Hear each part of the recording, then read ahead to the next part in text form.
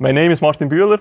I lead the large loss management team at Swiss Re, and I was responsible to estimate our impact from the Los Angeles wildfires. The county of Los Angeles saw about 7 major wildfires that started more or less simultaneously. Now, wildfires in January in that area of the globe are relatively rare.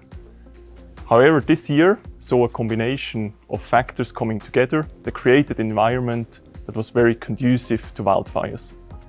It started with a very strong Santa Ana wind event that brought dry, hot and strong winds into the Los Angeles basin and saw an environment there that was very dry, saw an absence of rain, and ultimately this was very conducive to the fires. Now, particularly the strong winds meant that airborne fire suppression was not possible in the early hours of the fires, and as such enabled the explosive spread of the fires deep into urban areas. In these first hours, days of the events, about 16,000 structures were burned to the ground. This mainly due to the Eaton fire and the Palisades wildfires. In terms of acreage burned, these fires weren't particularly large. However, they were the largest in terms of economic and insured loss that the world has ever seen. A couple of weeks into the event, first bottom-up damage assessments became available, and they showed a pretty binary picture. There are about 30,000 structures within the fire perimeters, of which more than half are total losses, about 40% are not affected, and only about 10% are partial losses. The data also showed that this is really a residential event. So most structures affected are homes or secondary structures such as garages, sheds, or even pools.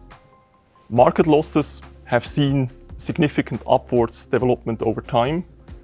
Even now, 2 months post-event, they range between 30 to 50 billion US dollar, depending on source.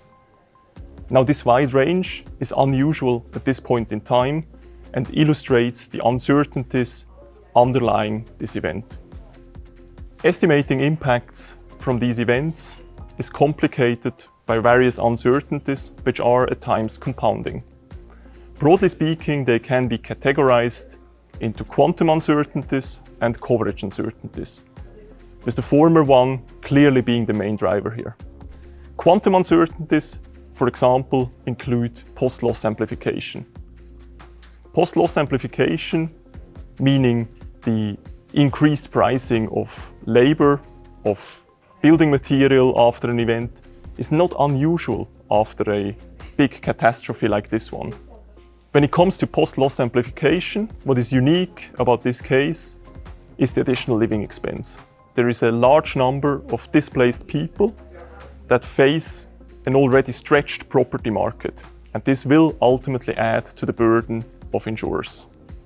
Ash, soot and smoke damage play a big role in quantum as well, not only in neighborhoods that were directly affected by the fires, but also in neighborhoods outside of the fire perimeter. Now, smoke, ash and soot may be acidic, may be corrosive, and may need specialist cleaning techniques in order to remove it. The affected areas are particularly wealthy, and this, coupled together with the short lead times ahead of evacuations, will add, in our understanding, more auto losses, more collector losses, and more fine art and specie losses. Another aspect to keep in mind are changed rebuilding codes. So destroyed properties may have to be rebuilt to updated standards, which will ultimately harden these structures for future events, but will of course also add to the current loss burden. The affected areas are high-density developments next to wildland undeveloped areas. These wildland-urban interfaces come with very specific wildfire characteristics. For example, they bring along an increased number of possible ignition sources, coupled with a higher fuel load on the ground.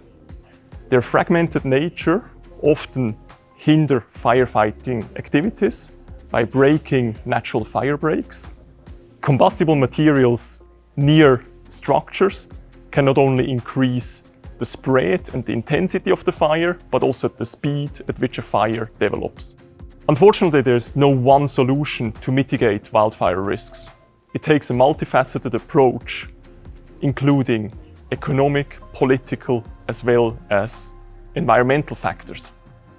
It starts from community planning, zoning, to vegetation management, structural hardening to make structures more resistant to wildfires, reduction of ignition sources by, for example, burying power lines, but also being prepared for the event as such by having evacuation protocols or early warning systems in place. Lessons will unfold over the coming weeks and months and years. However, at this point in time, there are already 3 key takeaways.